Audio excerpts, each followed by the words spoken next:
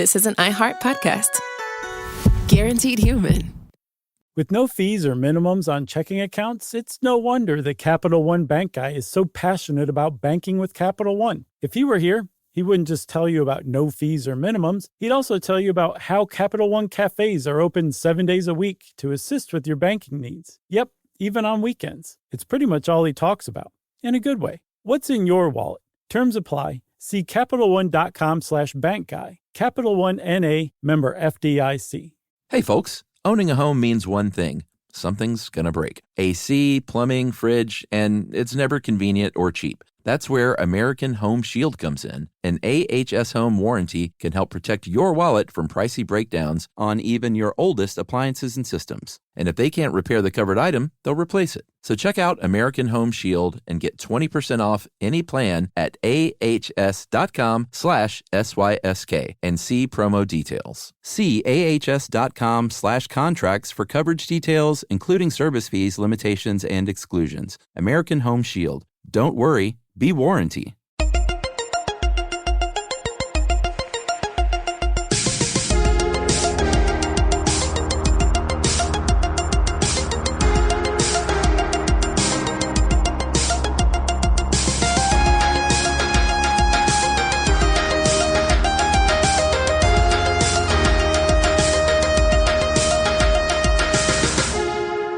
Hey folks, and welcome to Movie Crush. It's Chuck Bryant here, and boy, I got to tell you, this week is a pretty special episode.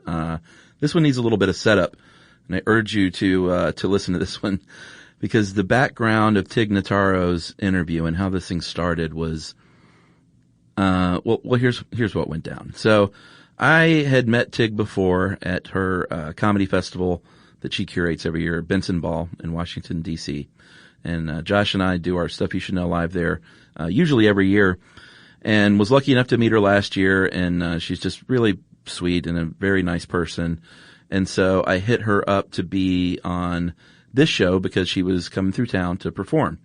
And she said yes. It was very sweet of her to do so. And so day of the show, waiting for her to get here, texting with her assistant who was traveling with her.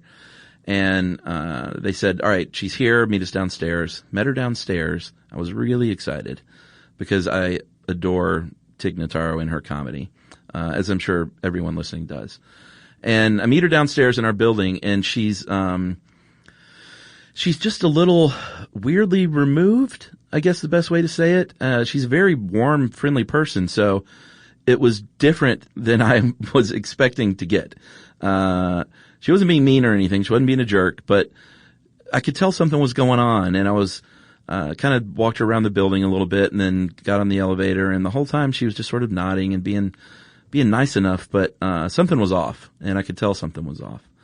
So we get up here in the studio, and she needs a moment to go to the little podcaster's room. So I walk her over there to the bathroom and say, here you go, I'll be inside, it's fine. She takes a while. She gets on the phone outside and is sort of having it looks like a fairly intense conversation, and wraps that up, and then we get into the studio. We sit down and we are just sort of small talking initially, and she starts to cry right there in front of my face, and I don't know what to do. She's just sort of crying and saying, I'm sorry. And I go, all right, listen, I'm going to give you a minute. And her assistant's actually in the studio with us. So I said, I'm going to give you all a sec, and step out, and let you, deal with whatever's going on here. So I go out and I start chatting with producer Noel, and I'm like, Tig's in there crying. And he saw what was going on through the window here, and nobody knows what to do. Jerry's kind of over there too, and we're all just sort of wondering what we should do. So I give it a little bit of time. Finally, her assistant comes out and says, hey, she's good. She wants to do this. So I was like, are you sure? And he says, yes. Come back in the studio. I sit down and I said, listen, Tig, I said, we do not have to do this. I said, whatever you've got going on is more important than this silly little show, and I will not think any less of you. If you want to postpone or cancel or whatever, I said, you take care of yourself here. That's what's important. And she said, no, I'll be all right. I was like, all right. And, I was like, are you sure? She said, yeah. And she looked at me and she looked at her phone and she was sort of still wiping tears from her eyes. And she said, it looks like I'm going to live. And I just stop. And I start to get a little emotional, honestly, because I'm a sensitive guy. And I was like, what do you mean? And she said, that was my doctor. And she said, I had my 5-year results from my cancer treatment come back. And it was basically a call I have been waiting on for 3 days on whether or not the cancer was back. And if the cancer was back in the way that they thought it could be, it would be a death sentence for me. And I just got the call. I'm going to live. And I am like literally fighting back tears at this point. She's 2 feet from me and it's a very intense situation and she's sort of crying, laughing at this point. So it's a good call. That's the great news. But she was just overcome, obviously. And so we kind of chat for a moment about, she called her wife Stephanie and shared the good news with her and they were crying and it was just really, a super, super special moment. But even though it was good news, I said, listen, seriously, I know it's great, but if you still don't have to do this. Like, we're literally sitting here about to talk about the movie Mask. And I don't blame you if this is like not what you want to do right now. And she said no. And she said, you know what? She said, this is exactly what I want to do right now. So that's the setup for this episode. My second interview ever with someone, for the show. Not like the most accomplished interviewer yet. So needless to say, I was sort of on ice skates at this point. But it made for a really good conversation and, I just really hope you enjoy it. So here we go, with Tig Notaro and Mask. Man. Well, and especially after everything, like. Well, and I'm right at me? my 5-year, mark where Uh-huh. I'm supposed to be technically in remission. Right. And people have been congratulating me and I've been like walking around with like, well, or I might be terminal. Right. You know, so I've just been like, come on, let's just get this news. And, Yeah. and a funny addition to this is that Thomas was just talking about how uncomfortable he is with people crying. Oh. And I've never cried. We've worked together now for a long time. I've never cried in front of him. And then I'm like, Oh, wow. Yeah, like the day after, can't do this in he's front of like, Thomas. well, I'm a little awkward when people cry. And then Right. I'm like, Oh, no. oh no, I have to release this, this sad but very excited energy. I prefer this over ex-girlfriends. Yeah, he was specifically talking about ex-girlfriends. Okay, So, I am on track. Good. I'm alive. And Stephanie knows I everything. I told her, and she was texting that she was crying, and Oh my I think that gosh. really triggered me. Yeah. Well, and you have kids now. It's like, Yeah. not that it's ever like It's a never light good news. situation. Yeah, But, but I have a lot in my life that Yeah. I love. That's awesome. So everything's going great with the kids. Yeah, everything's. I mean, I really have a pretty splendid life. Yeah. So there'd be a lot to mourn. Yeah. No So, kidding. Wow. Wow. Yeah. Anyway. Boy, this is going to go down like, Yeah. in history Weird. for me. Me too. Me too. My apologies. Oh no, everyone, I think you have this thing where everyone cares about you so much as fans Oh, that's so because nice. you've been so, open about all your experiences, the past few years. So I think everyone feels like you get a collective hug Oh, thanks. from your fan base, which I don't know if you can feel that. I'm sure you can. I definitely can. So- Thomas gets the residual stuff. Oh, really? At the merch booth. Are you doing season 2 of One Mississippi? It's coming out September 8th. I'm so glad. Yeah. It's so great. Thanks. I think it has one of those, I think the quality that I find in a lot of TV shows is attractive to me is heart. Mm-hmm. And, like Master of None is another one. Mm-hmm. And I think both those shows just have so much heart. And that's something you can't manufacture, you know? Right. So, it's great. You can manufacture it. It's just, do you want to watch it? Yeah, well, exactly. False Heart, I guess. But my family's from Mississippi, so it's sort of. That's what he was reading that to me in the car. Oh, how did you know? Wikipedia. Oh, is that on there? Yeah. Oh, fuck.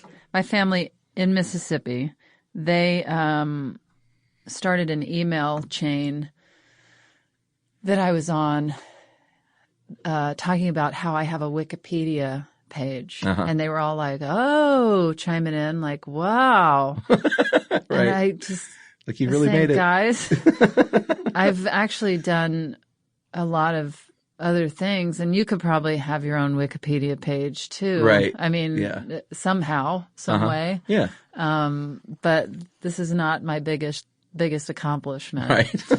I hope not. Well, I think for a long time, Stuff You Should Know had a page, but I was like, no, why don't I have a personal page? And then that happened. And I was like, be careful what you wish for. Yeah. But, yeah, my family, my dad's, ancestry is from like Tupelo and Jackson and, Pontotoc. I don't know. Yeah. I do not know. Yeah, it's one of those. That's your family. You'd have to tell me. You know all the towns in Mississippi, right? So I went there as a kid growing up and stuff. So it's kind of cool to see. Although you didn't grow up there, right? You grew up in Houston. I was born in Jackson. Then we moved to Pass Christian, Mississippi, on the Gulf Coast, and then we moved outside of Houston to Spring, Texas, and then used to spend our summers in New Orleans and Jackson and Hattiesburg and Pass Christian. Right. Yeah. So you're familiar with this weather. Didn't freak you out too much? No. Good. Feels good. Were your early days in Houston like? Were you a big moviegoer? How did they factor in? I went and saw Grease and Star Wars, which are kind of my two big movies. I did too. I you know what? I remember going to see Eddie Murphy, his concert films, and also, all Molly Ringwald movies. Oh, yeah. Just all that kind of, I guess, Rat Pack type stuff. Sure. And Molly Ringwald. And Breakfast Club. I think I've always been a little more of a music person. Right. And I've followed stand-up a lot also until I got into it. Comedy records and... Sure. Yeah. But yeah, I think consistently through life, I'm always more heavily in the music world. Thomas and I were driving to Georgia yesterday, and I mean, just going through anywhere from the Indigo Girls to Frightened Rabbit to Ronnie James Dio. Oh yeah, that's a nice swing. Yeah, I don't There's a discriminate. Venn diagram in there somewhere. Yeah, but it was a fun little drive. So you drove on this. I think you said you were Mississippi and then Oxford. Yeah, Atlanta. Oxford, Birmingham, Atlanta. Yeah. Yeah, Thomas and I were talking before how. Do we mention who Thomas is? Yeah, Thomas is your assistant who is feet from us, giggling in the background. Yeah, smiling, I guess that just would be so weird. proud of me. He just Two gave it thumbs two up. thumbs All up. right. Yeah. Roger Ebert. Yeah, we were talking about Stuff You Should Know did a Birmingham show and just how sometimes when you go to places like Birmingham and Oxford, they're just so appreciative. It's just really lovely. Well, I was reading about Birmingham, and I guess it's the number one, unless I have completely wrong information, Right. but the number one most liberal city in the southern states. Oh, really? Yeah. Probably of a certain size, maybe. I can't imagine it's more liberal than like Athens, Georgia. I don't know. How do you measure how liberal a place is, too? Interesting. I'm not sure, but I could believe that, though. Birmingham's pretty cool. I think it has a pretty cool rep. yeah, I was stunned, and I think Atlanta was ranking 4th. Yeah, the city of Atlanta is fairly liberal, and like the in-town neighborhoods are. Well, I know it's fairly very liberal in Atlanta. I guess my shock was I thought it would be closer to the top. Right. Yeah. Yeah, I did too. I wonder what number 2 and 3 were. I don't remember. Again, I could have gotten all the wrong information. Well, that's all right. And I'm here to spread. That's not what the show's about anyway. So we can go ahead and get into Mask if you want. Sure. I should let everyone know, I verified a little nervously right before that it was not The Mask, the Jim Carrey movie, because I don't know what I would have said about that. Well, here's the thing. There was a part of me that wanted to reach out and clarify which one. Yeah, and a part but then I also thought it'll be hilarious if you researched the wrong movie and I came in to do a more dramatic film, and yours is you've researched this over the top ridiculous film.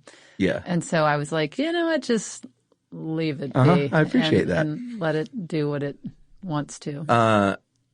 Yeah, I think I would be in a panic if I hadn't seen Mask and that happened. Mm-hmm. But Mask for me was it was a big HBO movie for me. I was born in 1971. I was too. Oh yeah? What's your birthday? What's your birthday? March 15th. March 24th. Shut up. Really? Yeah. All right. Yeah. Wow. All right. Days apart. In Mississippi ancestry? Yeah.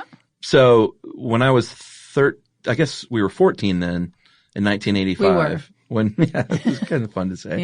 Yeah. When Mask came out, and it was, I don't know about you, but HBO, when that landed in my neighborhood, we were kind of one of the last neighborhoods to get it because I kind of lived out in the woods and on a dirt road until it was paved when I was like 12.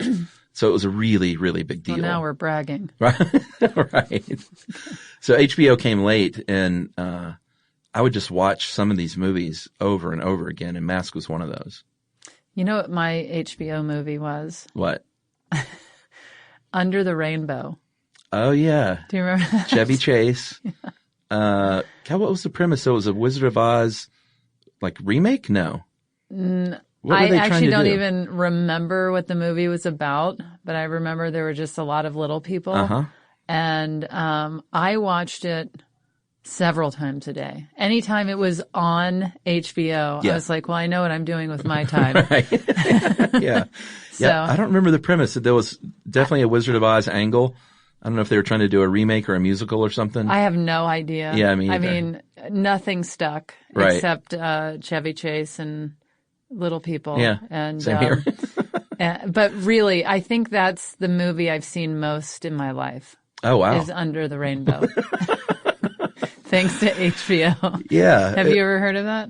Oh, well. Yeah. Watch it. It didn't, that's not one of those you even hear about anymore. Of course not. It didn't live on in like the popular culture. I don't think it was thriving at the time. No, but something like Mask, like still, I think people still talk about that kind of movie. I bring up Mask a lot, and it is often followed by The Mask. Yeah.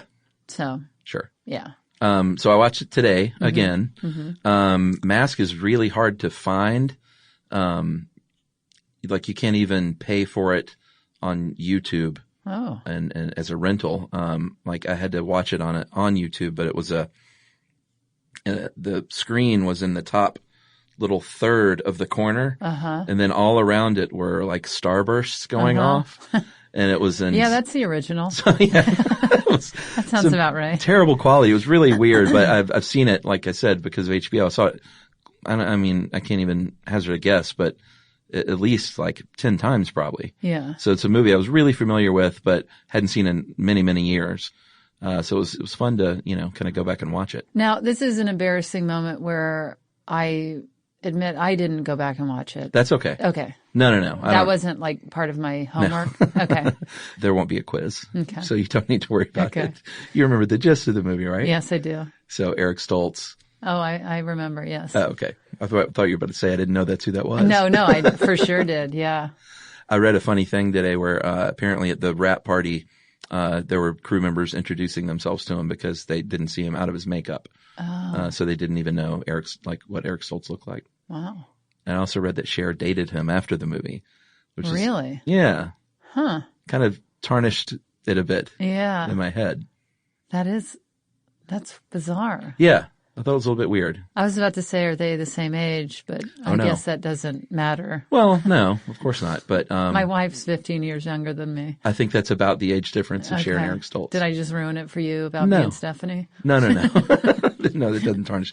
Because you didn't play her mom in a movie, so. No, I played her love interest in a movie. Oh, that's right. Yeah. She's really good in One Mississippi too. It's like, that's part of the heart of that show, I think, is this like little sweet budding relationship that you guys have. She's so good. In season 2, she's so good. Really? Oh my gosh. Who is the guy that plays your dad? Or I guess stepdad, yeah. John Rothman. Boy, he's so good. He's phenomenal. And I've seen him like over the years as a character actor, but geez, that role is just so like internal, but he's doing a lot with it. Yeah. Yeah, it's really fun to watch. Yeah. I just can't wait for season 2. Very excited.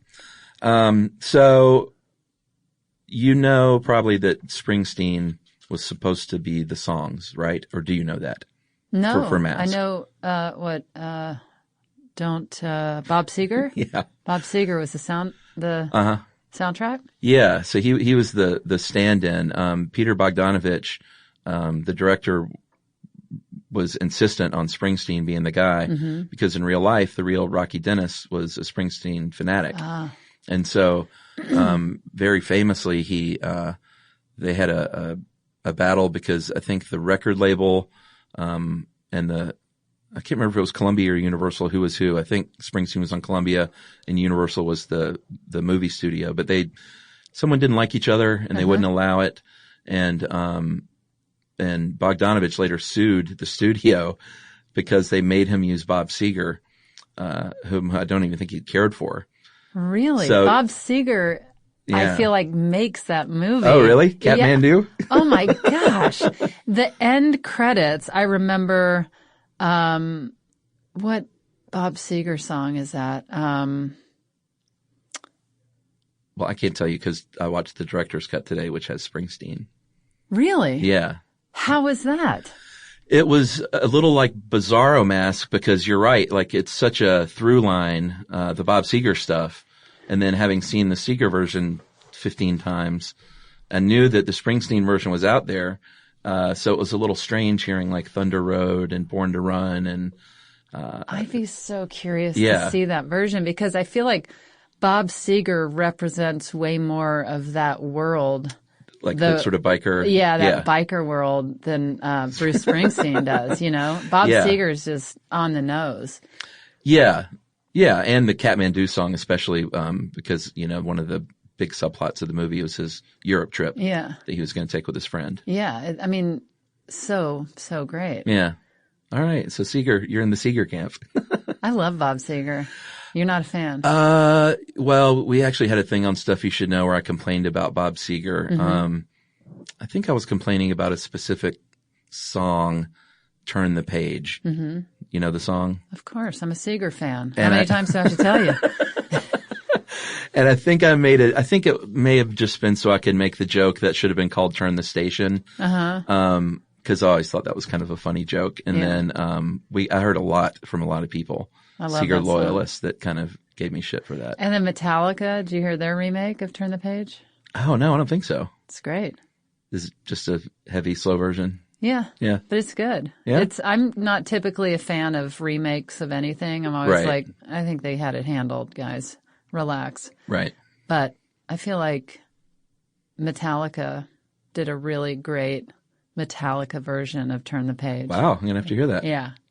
Well, it's sort of the ultimate Grizzly Road song, you know, as a touring artist, I think. I do feel like when I hear that song, I'm just like, yeah, that's me. Turning the page.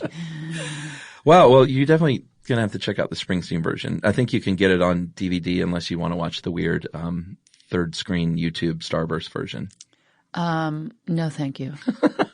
But as far as the bikers go, I don't know, like what kind of growing up you did in Houston, but I was a very sort of sheltered Southern Baptist boy before I came to my senses later on in life. And the notion of like a biker gang was very exotic and scary to me. So to see this movie where they loved puppies and did like blood drives. I don't know if you remember that scene where they were had a blood drive at one of their bike rales. I don't remember. It was kind of early on, and that's where they had the puppies, and they all, cared for Rocky and loved one another. Yeah. And it was just very kind of mind-blowing for me to see this other world of the bikers, that I shouldn't fear them. Well, I think it's that typical situation, whether it's bikers or punk rockers or, just that whole, we take care of our own. Yeah. And then they, all the little spikes on the jackets, whether you're a biker or a punk rocker, it's just stay away from me, because if you get too close, I'm actually really soft, and I love puppies, and I love babies, and it's like they don't trust how sensitive they actually are, so they have to put the spikes on their coat. Yeah, that makes sense. And they're just like, back off. Right. I cry easily. But they can show that love to each other, though. Yeah. I think when they're within their little community, and they're they have their little puppies and babies. And well, it seemed unrealistic to me as a kid, but now that I'm older and I look at that, I think you're probably exactly right. Yeah. And Bogdanovich probably nailed the biker scene more than anyone else. Yeah, whenever I see bikers, I'm always just like, I'm not scared of you. Right. I'm a biker. Oh, really? Yeah, I have 2 motorcycles. When did this happen? Well, I started riding motorcycles. Well, I mean, how long do we have? I mean, the story triggers another, but that's all right.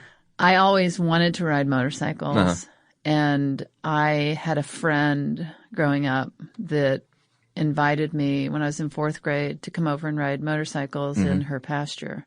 And she said, "Do you know how to ride a motorcycle?" And I was like, Yeah. Because I'm like, yeah, I know. And so I went over to her house, and we were going to ride motorcycles, and it was just a mini bike. You know what a mini bike is? Yeah. It's just, you don't have to switch gears. Or it's just gas and brake, and they're like preteen motorcycles. Yeah, but they're just little things. And so I got on her mini bike, and I just was like, wah! And I mean, no control of the bike. I just went shooting off through the pasture over a bump, and then hit a hole and then I slammed into the fence. Oh no. And fell over, and I had hurt my hand, and I just wanted my mommy. Yeah. Sure. And I had gone from just feeling so cool, I know how to ride a motorcycle, because I truly just thought it was just doing vroom vroom with your hands. And you've probably ridden bicycles, of course. So, well, and I'd been watching the Fonz, and I'd been watching Evel Knievel, who I was obsessed with, and I had all those wind up Evel Knievels. I had the very same toy, yeah. And my mother stopped buying them for us because the Evel Knievel doll ended up twice on our heaters that were on the floor and melted. Right. But anyway, when I was 17, I was going to play pool at this pool hall with my friend, and there's this motorcycle shop next to the pool hall, and I had already dropped out of high school and had a job. Right. And I'd saved all this money, and I was like, should I buy that motorcycle? And my friend, I still didn't know how to ride one. And she was like, yeah, you have to. So we went back the next day, and I bought the motorcycle. And when my friend and I went into the shop, this was our plan. Yeah. We were pretending like I had broken my foot, so I can't ride. So could he teach my friend how to ride a motorcycle? We weren't going to admit. That's a good plan. Yeah. So Did you have to limp? Yeah. I had to. That was my first acting job. Right. So, I was like, yeah, my foot's broken. Can you just show her how? So he did.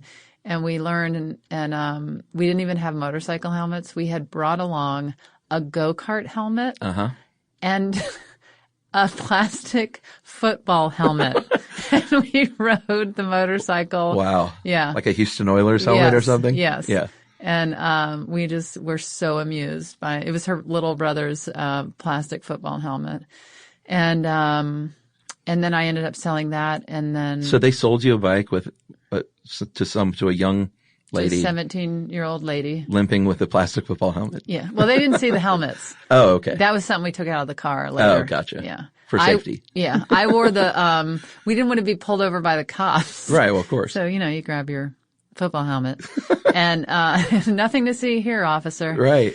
And, so I ended up selling that motorcycle. I had that from when I was 17 until I was, probably 23. Uh-huh. Oh, wow. Is that your primary mode? No, I had a car as well. And then years later, I bought a couple of vintage motorcycles that I still have. Nice. But Stephanie no longer will allow such a thing. I think a lot of people go through that thing, especially if you grow up loving Evel Knievel and the Fonz. Yeah. To where at one point I've thought about it like, oh man, I know they're dangerous, but they're just so cool. Yeah. And I got married. My wife was like, no, just go ahead and get that thought out of your head. So did you own a motorcycle? No, I never did. Oh, okay. I think I'd kind of thought about it here and there over the years. Well, yeah, Stephanie said probably before we were together, she would have thought it was fun and cool and whatever. But she saw somebody die on a motorcycle.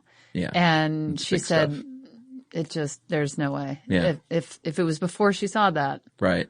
But then after. So she's like, it's me or the motorcycle. Yeah. Yeah. So these jury's still out. They collect dust in your garage? They do. Okay. They do. I think I'm going to get rid of one of them. Yeah. One of them's gold and one of them is teal colored. They're Honda CB350s. And those are cool. Really cool. Yeah. One's a 69, one's a 70. The gold one is named Goldie Honda. And the teal one is what's her Kurt Russell? Kurt Russell. Oh, okay. Yeah. I thought it was going to have something to do with teal. No. I know. That's the setup. And then Right. Fooled you. Goldie Honda and Kurt Russell sit in my Who are you garage. going to sell? Who am I going to sell it to? Yeah, I mean, you love them both. I'd for sure sell Kurt Russell. Oh, yeah. Yeah. Goldie Honda stays. Yeah, Goldie Honda was the first, and I had that motorcycle. I did like 10 episodes or so of Sarah Silverman's first TV show. Yeah. And I had that motorcycle in that show, and so there's kind of an attachment. Right. What if your sons grow up and they're like, why don't you have two motorcycles for us? I know. My good friend Rick he collects motorcycles and he races motorcycles. Yeah. And behind Stephanie's back to the babies, he's always like, yeah, we're going to ride motorcycles, buddies. You guys get him a sidecar. Those are kind of cool. That was a great story. Thank you. So the bikers, well, first of all, we need to talk about Cher in that movie. Yes, we do. Because I don't know anything about Cher's process in her career, and I may be wrong, but I've always had the feeling that she can kind of be in anything if she wants to be, or at least put herself out there to just act all the time. Yeah, but she's only done like not 5 movies. Yeah, I feel like could do whatever she wanted to, but has purposely just sort of been super selective. Yeah, I mean, you hear about people being selective. Yeah, but she really walks the walk. She's really selective. Yeah. She's just like, seriously, only the greatest movies ever. That's all I'm doing. Yeah, I mean, Witches of Eastwick, Mask, Moonstruck, of course. The Sonny and Cher show. That's a great movie. But I know that Mask was, I think she had she was in Silkwood, and had a small part in Silkwood before this, but this was her first big starring role. And everything that she's in, she's just so good and like real and authentic. And, I've always wanted more Cher in my life. Yeah. Like I think in my movie life. Yeah. But Cher's going to do what Cher wants to do. We can't boss this woman around. No. No. And apparently Peter Bogdanovich couldn't either, because, apparently there was some friction because she was sort of new, and she wanted her boyfriend to play Gar, who was Val Kilmer at the time. So like after you see Sam Elliott, he is Gar. Yes. I'm surprised that's not his name. Yeah. Cause remember what Val Kilmer looked like in 85. Yeah. Like there's no way he could have pulled that part off. No, man. Gosh, that Gar. Come on. I know. Do you love that movie? Yeah, I do. Or do you just go, yeah, I like it? No. I love it. Okay. And seeing it today, it kind of brought back a lot of.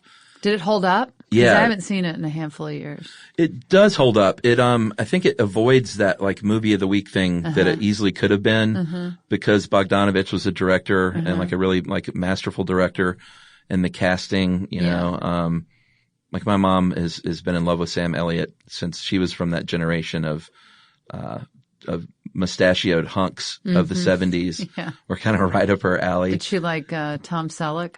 She loved Tom Selleck and Burt Reynolds. Okay, sure. In fact, Smokey and the Bandit filmed in Atlanta shot some scenes across from my elementary school. And our station wagon is in one of the scenes. Oh my gosh. How did you wait so long to bring this up?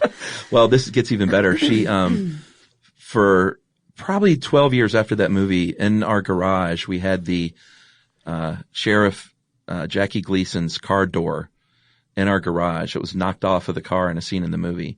And you were somehow, so closely tied to my this. dad, I know. Somehow my dad got it and we had it in my garage and for years until my mom was like, get rid of that thing. Get rid of that piece of movie history. Yeah.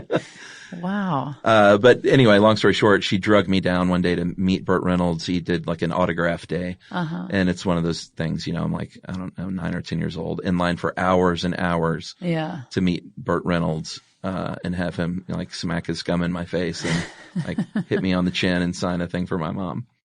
You know what movie history I have, that I didn't realize was movie history at the time? I used to work for Sam Raimi. And, oh, wow. Yeah. In what capacity? I was an assistant. Oh, cool. And not his personal assistant, but I was just an assistant for the company. You hear that, Thomas? And so, I remind Thomas near daily about assisting Sam Raimi. And let me tell you how it's done, Thomas. Right. But when I think the company was moving out of a building, or I can't remember how I acquired Sam Raimi's old file cabinet. Oh, wow. But I started working for Sam Raimi when he was finishing up A Simple Plan. Great movie. And moving on to, he was finishing that, and then he was in pre-production on his first big movie, which was Spider-Man? No. For Love of the Game with Kevin Costner. Right. That was weird. Yeah, I know. For a Sam Raimi movie. Yeah, there's one moment where Kevin Costner's hand is bleeding, and there's like a shot that everyone's like, "Oh, there's Sam." It looks like Evil Dead, like. Yeah. But so I have this file cabinet. And I remember when I brought it home, I was like peeling all the labels off that said like Darkman and Evil Dead 1 and Evil Dead 2. And wait, did you have it just so you could use it as your own? Oh, yeah. I wasn't even like thinking, this is Sam Raimi's file cabinet with like historic little stickers written on it. And I couldn't fully get the stickers off, and I just bailed halfway and just wrote like comedy on one and like, just all these stupid labels that have to do with me. Right. But, then years later, after he went from just cult, iconic director to just like one of the biggest A-list directors you can find, I looked at the file cabinet. And I was like, thank God I was unable to fully scrape off Evil Dead and Darkman and all these labels, even though my stupid like comedy label is written on there too. That's pretty funny. It's a funny merging of my stuff and Sam Raimi's file cabinet, but I have that. You're like, I had Johnny Rotten's bass case and had a bunch of stickers. I couldn't get them off. It's fine. I used it as a planter. Right. So do you still have that? Mm-hmm. Oh, cool. Yeah. And use it? I do. And now you tell everyone, right? Well, it comes over? It actually hasn't. It's in my garage, so I always forget. Oh, with Goldie and Kurt? It's real. I need to get Cher to come over and hang out in the garage. Does Sam Raimi, do you know him now? Like, does he know who you are and that you worked for him, or? Yeah. I made a couple of short films and he paid for both of them. Oh. One is called Clown Service. Yeah. Yeah. I saw that. He paid for that? He did. Oh, wow. Portion of it. Uh-huh. And my first short film called Poop Dreams, a series of stage shorts. I don't think I saw that one. I'm certain you haven't. It's not anywhere to be found. Okay. You've never heard of this, Thomas? Okay. Sam not only paid for it, but he's in it. Oh, wow. Yeah. And then, he gave a chunk of money to Clown Service. Awesome. Yeah. Because that Clown Service kind of helped put you on the map, didn't it? Or did it? No. Oh, okay. No. It only came out a couple of years ago. Oh, okay. I wrote it 20 years ago. Uh-huh. And then I started a Kickstarter fund to raise money for it 5 years ago. Oh. And then I had a few bumps in the road in life. Oh, and yes. It stalled the production. And then I made it 2 years ago. I know what I'm thinking of now that I read about it recently because of a controversy. Yes. Yes. Yeah, that's why. There is a controversy around it. Yeah, you got ripped off. You don't need to say anything. That's fine. Controversy. Yeah. Just know that I wrote it 20 years ago. I made it 2 years ago, and clear. It's based on true events from my life. Right. So it might have put me on the map to some people who had never heard of me. I know the first time I saw you was the Conan O'Brien appearance where you shoved the stool around. I was just like, who is this? That is the best thing I've seen. Thank you. And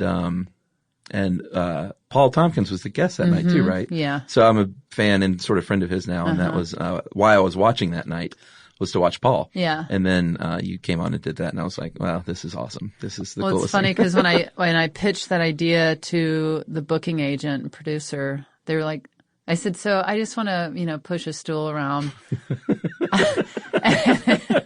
And he was like, well, I trust you, but I just, I think I need to see it. And I was like, yeah, it just makes... It's like, no, you really need to hear it. Yeah.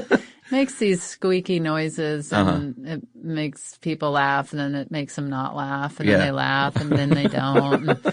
And he was just like, let me just come see this. Right. And I was like, yeah, sure. And so he came and saw me do it live and he was like, oh my gosh. Oh, so that was part of your act for a while? For a little bit, yeah. Right. And then when I did it, when I was doing it on Conan, I couldn't get the stool to make the noise it was supposed to make.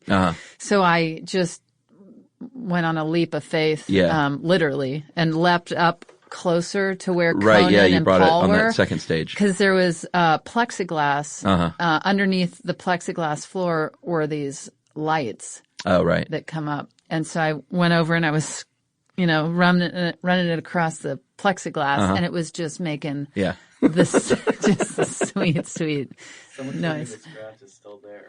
Well, yeah, I think I probably told you. Scratched the floor. You probably heard it directly from me. But yeah, I scratched the floor. No, the scratch isn't still there. They had to have it buffed out. Oh. But what is still there is the sound of the stool and one of the sound guys, I guess, to annoy Conan will play it every now and then. That's great. Yeah. I think, it was kind of great that you went up to that second level because then you had Andy and PFT, Conan, just dying in the background. Yeah. So that really added to it. It was really fun. So that was my introduction to you. But you can watch Clown Service on Vimeo now. Oh, okay. Yeah. Well, that should settle any controversy. Questions. 2 years ago. I do feel like I need to mention though, we were talking about how Mask. great Gar was. Yeah. And Sam Elliott, but the only thing in that movie that kind of took me out of it was I don't know if you remember, there's the one scene at a party, one of the many biker parties, where he has a Mustache Rides shirt on. No, I don't. Yeah, I don't think I probably knew what that meant when I was 14. And then I saw it today and I was like, oh man, Gar is way too cool to wear a shirt like that. It's like somebody walking around with a Hey Man or whatever, Bart Simpson. Yeah. Or don't have a cow. Yeah. Yeah. You're just like, Wait, what are you doing? I remember a friend of mine was on a date and she ran off to the bathroom and called me and she was like, I'm out with this guy and he's wearing what was that movie? The guy that was filmed, I think, in Salt Lake City with the kind of nerdy guy. Wayne's World? No. Thomas said Wayne's World, by the way. Napoleon Dynamite. Napoleon Dynamite. I guess he had some Napoleon Dynamite shirt on that on said the first something. Date? Yeah. And my friend was like, am I crazy? But this is such a turnoff. And I was like, no, it's telling of something that's not speaking to you. Yeah. If you choose to wear, like, it was probably a vote for Pedro. Yes, it was vote for Pedro. On a first date. On a first date. You're screaming. Yeah, because you pick out your clothes for a first date and you think about it and deliberate and you might try a few things on even. And I'd like to see the rejected outfits from that date. I'd like to see what T-shirts he did not wear. Can I tell you my favorite Gar moment? Yeah. And it's actually my favorite. It's my favorite. Well, oh my gosh, right when I start to say it's my favorite moment from the movie, then my brain jumps to other unbelievable performances by Cher. But Cher and Gar together, I guess that's not her movie name. But anyway, it's when Rusty was her name. Yeah. Yeah. It's when and what's her son's name again? I'm bad with names, but I love the movie. Rocky. Yeah. Rocky's gone off to camp and Rusty is so devastated missing him. And then she's trying to write a letter. Oh my God. And that is a scene that when I would try to describe it to somebody, I would a lot of times start crying. Yeah. I know what you mean. It's so raw, her love for this child. Yeah. And when Gar comes in and he starts to try and write what she's saying, and then he just stops and looks at her and, oh man, are you kidding me? Yeah. I mean, just kill me now. Another few of those scenes are when Rocky confronts her about her drug use and she rips up one of his baseball cards. Oh. And he goes into his room and like it brings on one of his headaches. Yeah. Brought on by his bone disorder. Yeah. And then, she goes in there because, you know, it's one of those parents, the kid is the parent of the parent kind of situations. And all he cares about is for her just to not do drugs, you know. And then she goes in there and does her thing where she talks to him to get his headaches to go away. Yeah. Because they go to the doctor and they're like, "What do you do?" And they're like, "Oh, she talks to me," and they go away. Yeah. And the doctors are very incredulous about that whole thing, of course, because it's an 80s movie. Yeah. But that scene just devastates me. Doctors are still incredulous. Yeah. Yeah, you've got a little experience there, huh? And then the scene where Dozer, the big tough biker with the stutter, after graduation, tells him that he's proud of him. Yeah. And that's the only thing he says in the whole movie. Yeah. I was crying in my room today. Yeah. It's like in there with the blinds drawn, crying quietly. So were those all the ones that destroyed you? Because I mean, there's a major one that's just like, come on. Yeah, no, that's not it. Okay, Shall we go on? Yeah, I mean, well, we may as well. I was thinking you might be a tough little cookie if that's all that destroyed you in that movie. We should go to Laura Dern then. Rocky goes to camp for the blind. Yes. And first of all, that's where like I developed a lifelong crush on Laura Dern. I think everybody says that. Yeah. Yeah, that movie kind of did it for me, and I still just adore her. But first when she feels his face, and you know he tells her like he's not handsome, and then he has this thing, and she feels his face and says, "You look pretty good to me." Yeah, that gets me. Yeah, of course. And then when he and just the look on her face, that sweetness and openness of she already knows she loves this guy. Yeah, you know, and of course his face is everything's going to feel and seem perfect to her. Yeah.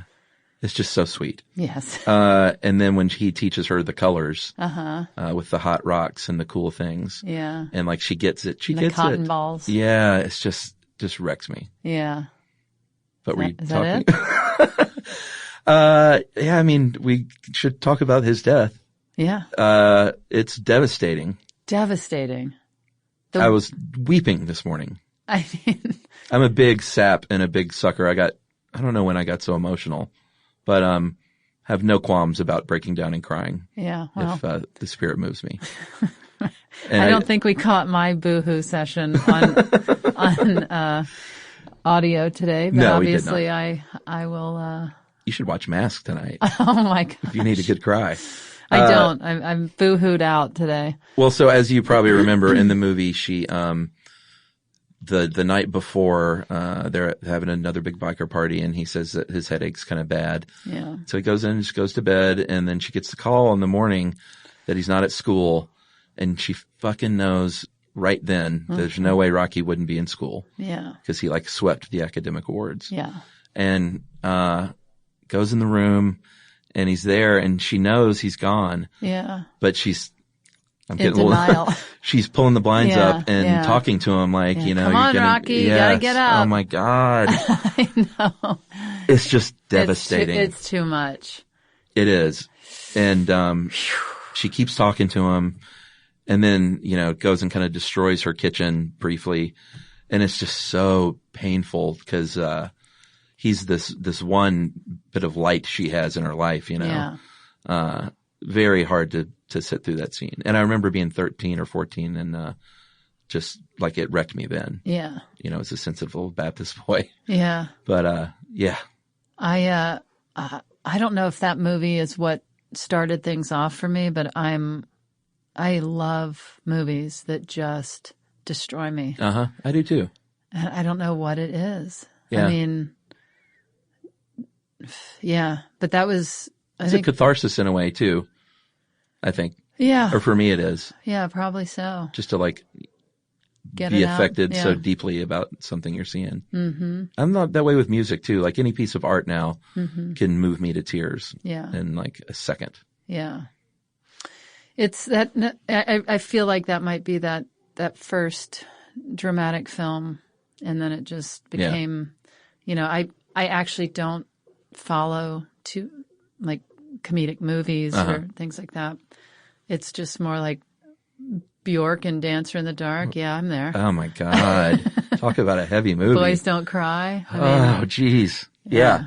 But then my favorite thing to do when I leave the movie theater after movies like that, as I'm going down the escalator with other people that clearly just saw that movie, I'm just like, I didn't think it was that funny, you know, or, what did you think was the funniest part? And people are just like, He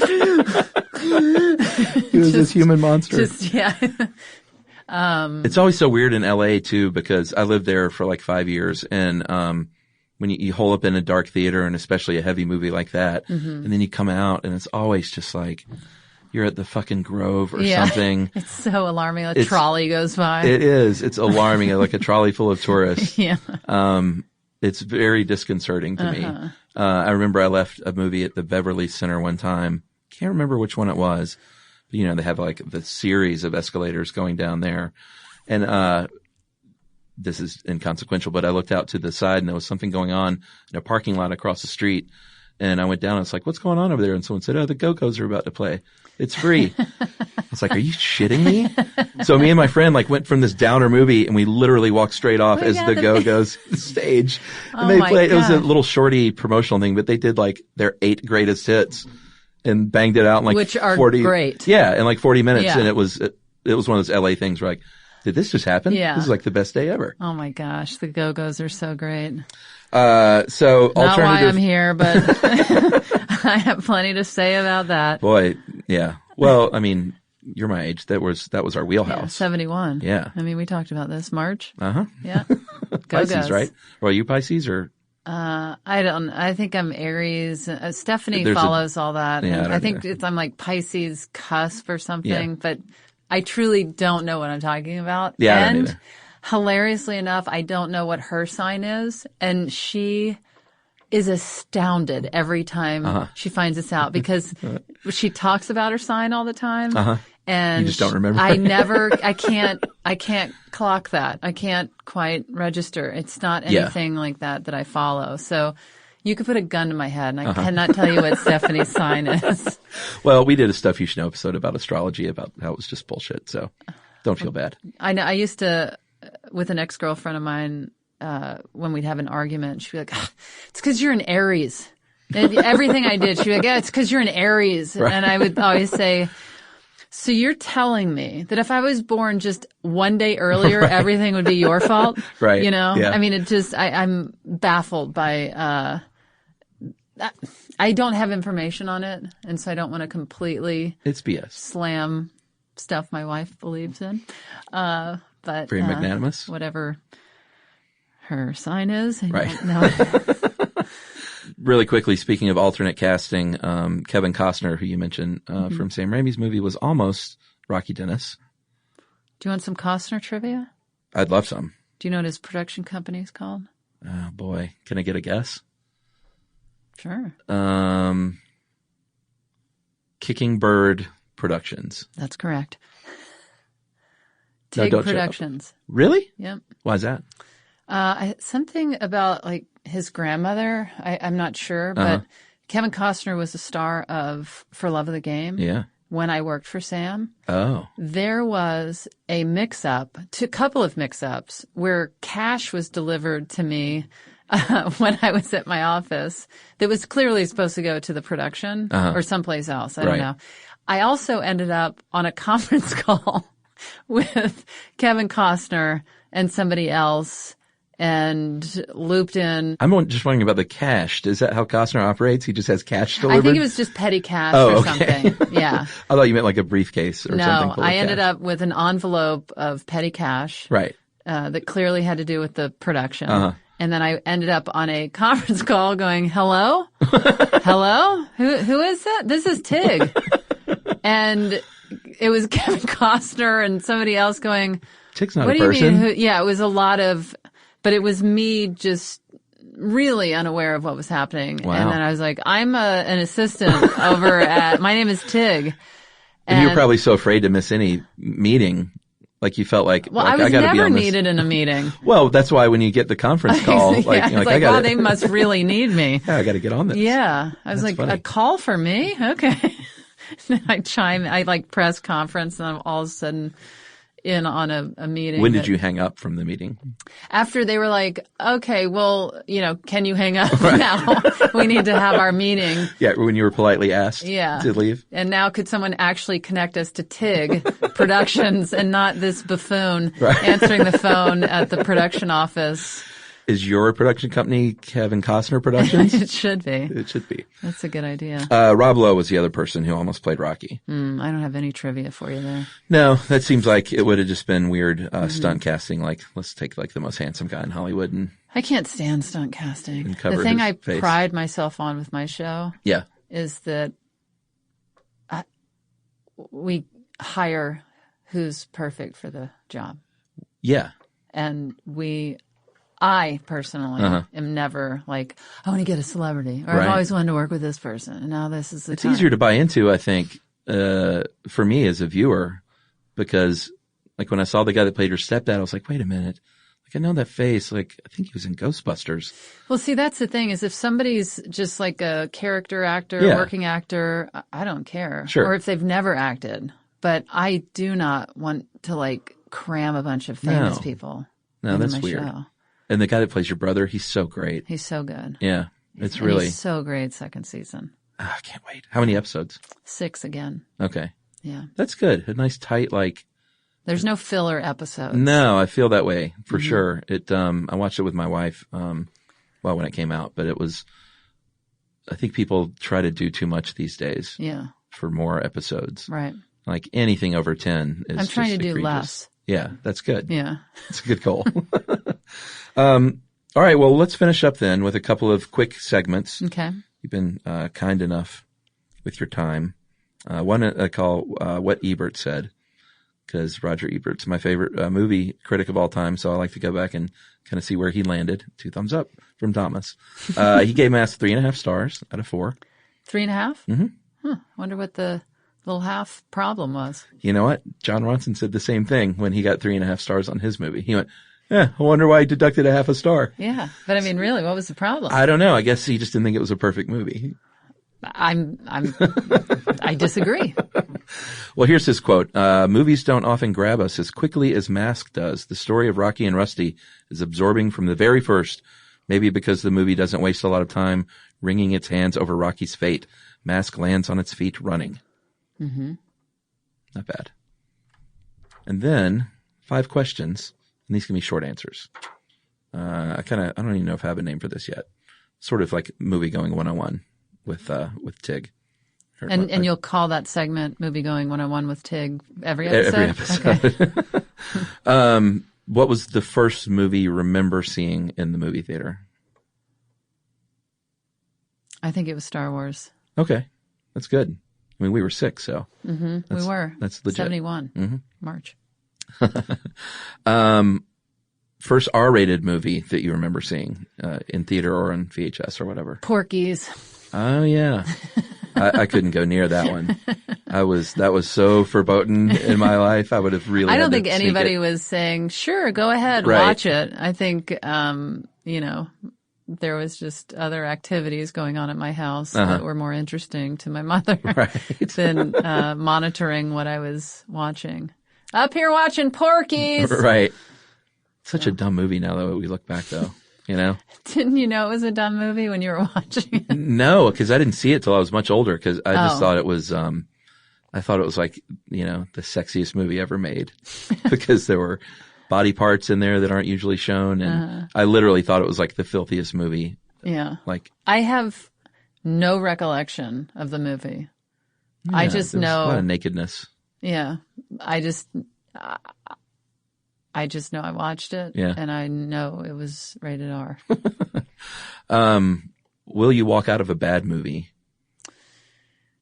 And do you remember doing so? I did walk out of a bad movie. Do you remember it? I do. Are you willing to go on record? I am not, because a friend of mine was in it. Oh, no. And okay. I was stunned. About how bad it was? Yeah. Oh, okay. Yeah. And then I saw a bad movie. I think it was not tremendous. And I didn't walk out because my friend and I were laughing so hard that it ended up being so fun. Oh, laughing in the wrong way. Yeah. What was that one? Can you say that one? It was Kong. Kong. Skull Island. Oh, like the recent thing? Yeah. Okay. Did you see it? No. I knew better. Why did you go see that? Well, You've got better things to do. I loved the original King Kong movie. Yeah, same here. And so original meaning Jessica Lange. Yeah. And so when this movie was coming out, I just was hopeful. Sure. And my hope was completely annihilated. It's supposed to be really bad. It was just me and my friend and 2 other people in the theater. And I don't know what the other people thought of us, but we were laughing so hard. Yeah. So funny. It's one of the funniest movies I've ever seen. I just can't believe it. Well, that's good that you stuck it out. You didn't walk out. I wanted to, but then I just also wanted to see how much this would escalate into ridiculousness. Yeah, how bad it could get. This movie felt like they turned in the first draft. Nobody gave a note. Yeah. Everyone was just like, all right, all cameras go. Let's do it. Yeah, let's do it. We wrote the movie. Can you name a guilty pleasure movie? Aside from Under the Rainbow? A good point. Like, is there one that you go back to a lot that's just kind of ridiculous and dumb? Yeah, I guess some people think it's ridiculous and dumb. And actually, now that I'm a fairly educated adult, I can see some flaws in it in ways that are not socially acceptable. Like, it's not just socially acceptable, but there's horrendous behavior and you're cheering for an abusive person. Right, yeah. But Urban Cowboy. Yeah. That is a nearly perfect film as far as I'm concerned. Sure. And that's a guilty pleasure because I think I relate to it and connect to it because a lot of, like, living in Texas as a kid. And that was Houston too, wasn't it? Yeah. Yeah. And living outside of Houston, a lot of these people looked very familiar to me. Yeah, I bet. And the urban cowboys that lived in penthouse apartments right. and drove the big trucks and cowboy hats. Yep. And And, my parents were friends with specifically this couple that we used to go over to their house. It felt like John Travolta and that new girl he started to date with the hair down to the down the back. The Crystal Gale hair, as Crystal we would have called it back looking lady, who I've seen her live at the rodeo. But anyway, so yeah, I would say Urban Cowboy for sure. I could watch that movie, and I love Deborah Winger. Oh man, she was so good. I mean, she still is. But she is who I wanted to play my mother on One Mississippi, and she wanted to play my mother on One Mississippi and wrote me this unbelievable email. Oh wow! Just desperately wanting this to work, and then she got booked on. She had another show, right? Called The Ranch. Yeah, which I haven't seen. Ashton Kutcher. It's like a sitcom on Netflix. Oy. And then Amazon didn't. There was just a lot of we want somebody that. Anyway, it didn't work, but. The actress that does play my mother on One Mississippi is so phenomenal. She's great. And it's like one of those things, like once you see her, like I can't imagine even Deborah Winger. And I know I already said I didn't want to litter a show with just famous faces, but. That wouldn't be stunt casting though. No. Oh my gosh. Deborah Winger. Yeah. Nothing better. Boy, Officer and a Gentleman still but is Cher. I mean, those two. Oh, wow. Cher reminds me of my mother. Deborah Winger reminds me of my mother. Oh, really? Yeah. My mother was a little bit of a. Glammy? Well, no, she was just, she was very beautiful, but she was wild and a little irresponsible. And so that character in Mask reminded me a bit of my relationship at times with my mother. And I think it's also why it kind of killed me a bit. Yeah, before we get to question 5, I was going to ask you what was it about Mask specifically for you? Yeah, it was the parent-child connection. And I did feel like a lot of times I was the mature together one, and that I was a lot of times parenting and trying to get my mother to pull it together in different ways, and never happened. But that kind of came through on the TV show. I kind of had a feling that might have been part of it. What do you mean? Oh, part of your love for the connection to Mask. Yeah, for sure. Yeah, Cher's portrayal very much reminds me of my mother. But I also really connected to Deborah Winger as my mother because of that, just passionate, I'll rip your face off. I love my kids so much. Deborah Winger, Cher kind of love for their kid. Yeah. For sure. Yeah. I saw big mistake. I saw Terms of Endearment, believe it or not, for the first time last year on a plane. And had to put on my sunglasses and that is in my seat. And I told my wife after, she's like, why the fuck did you watch that on a plane? Yeah. It's like, you know what that movie is? I was like, I thought I could handle it, but could not handle it. Have you seen that? Yeah. I don't know why it took me so long to see that movie because I love Deborah Winger. Officer and a Gentleman is one of my favorite movies of all time. Yeah. And, boy, just speaking of wrecking me. Yeah. The whole movie wrecked me. And finally, what is your, do you have a movie ritual? Do you kind of sit in the same place or get the same thing at the concession stand or? Oh boy. I have always been somebody that gets popcorn. Mm-hmm. Well, I love Barks root beer. Barks, it's from Mississippi. Mm-hmm. I would always get Barks, no ice. I'd always be like, don't you even put ice in there because it comes out cold anyway. Sure. So just fill up the large one with Barks, no ice. Yeah, you get so much more root beer. Yeah. And I don't typically eat like that, but when I would go to the movies, I was like, fill me up. Yeah. Big old Barks and extra large big gulp of popcorn. Yeah. And then throw some Milk Duds into the popcorn. Yeah. And classic move. But now I'm vegan. Oh. So Stephanie just reminded me the other day. She's like, our Milk Dud days are gone. Oh, yeah. Yeah. And do you sit in sort of the same area or do you care? This girl I dated several years ago, she told me the trick at this one theater in Los Angeles. Which one?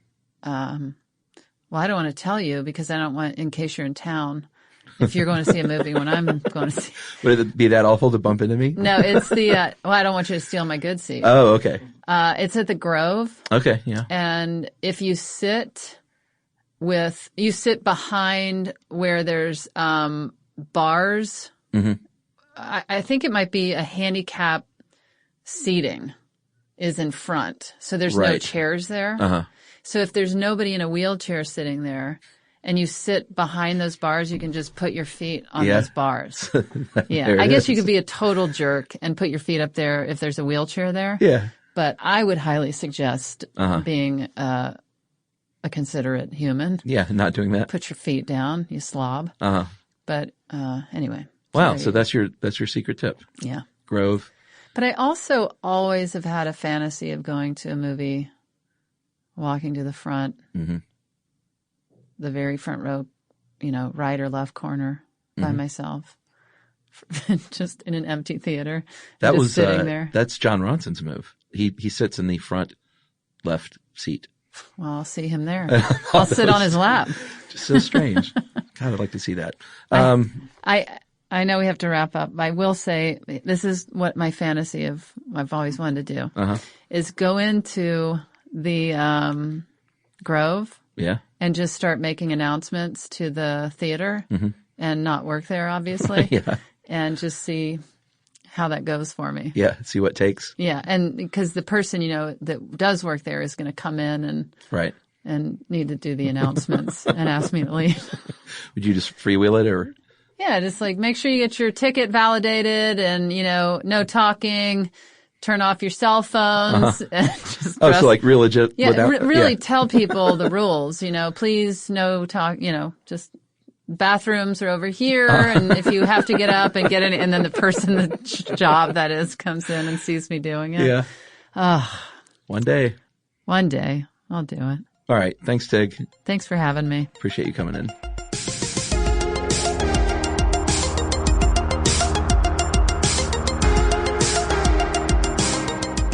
All right. So how about that? Tig Notaro in Mask, mere seconds after getting the news that she was going to live. Very, very intense, cool conversation. She is the best. The fact that she soldiered on through this, and I feel like we really shared a moment. And I think she even admitted it on the show that she's going to remember this one for a while. So I feel lucky to have been with her when she found that news out. Very grateful that this all worked out this way, and not a bad way to get the second show off the ground. So I hope you enjoyed it, and we will see you next time on Movie Crush. And until then, would you mind putting your phone away?